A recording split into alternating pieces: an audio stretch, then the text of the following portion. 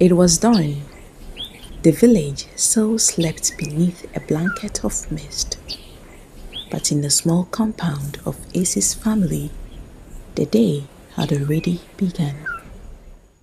Acey was ready, her Ghana school bag packed. Uncle Kwamina arrived early, just as the sky began to blush with light. The family were gathered in the yard, wrapped in cloth and sleep, to say their final goodbyes. Even Teria, who had stayed the night, stood beside Acey, her eyes heavy with emotions. Take care of yourself, child. And don't forget everything I told you. Yes, Mama. Her father stood few steps away, speaking quietly with Uncle Kwamina. Then he turned to her. Acey, your uncle is ready. Hurry now. I'll miss you, Acey. I'll miss you too, Teria, so much. The two girls held each other tightly, as if time might stop for them. Her mother and siblings joined, arms wrapping her in warmth one last time. Go with grace, my daughter.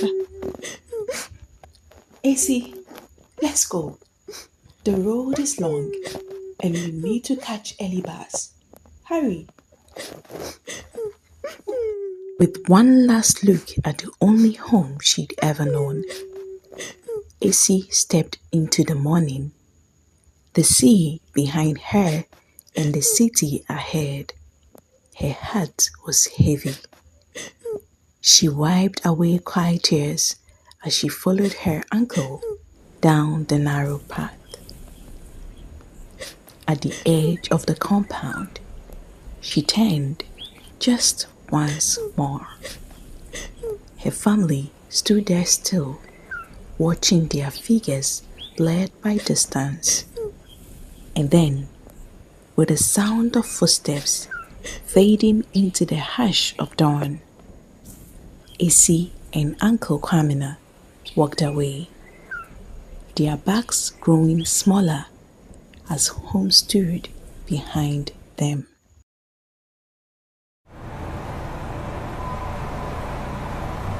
Uncle Kwamina and his niece caught the early bus to Accra, just as the sky began to brighten. After hours on the road, by midday they had already reached Fosuwaa, just minutes from their final destination. Acey hadn't dozed off once, unlike her uncle, who managed a short nap. She sat wide awake, her thoughts tangled with memories of home and questions about what lay ahead.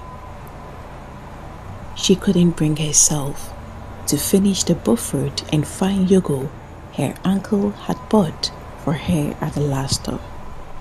Her appetite had stayed behind in Mempre. Acey, are you okay?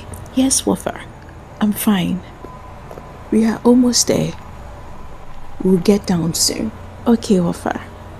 Fully awake, Uncle Kwamina began pointing out landmarks as they entered the city. Bridges, markets, tall buildings, and neighborhoods with names Acey had only heard in passing. And then, finally, they rolled in Accra.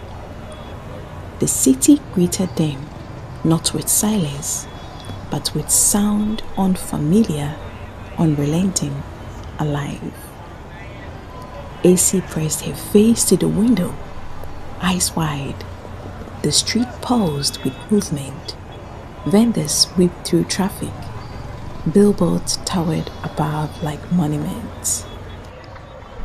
Finally, the bus stopped. We are here, Acey. Welcome to Accra. The bus door opened. and the city poured in thick with smoke, spice, and sound. Passengers shuffle out. Trotro maids shouted routes. Hawkers weave through traffic with trays of plantain chips, sachet water, and boiled eggs. This was Accra, and AC had arrived.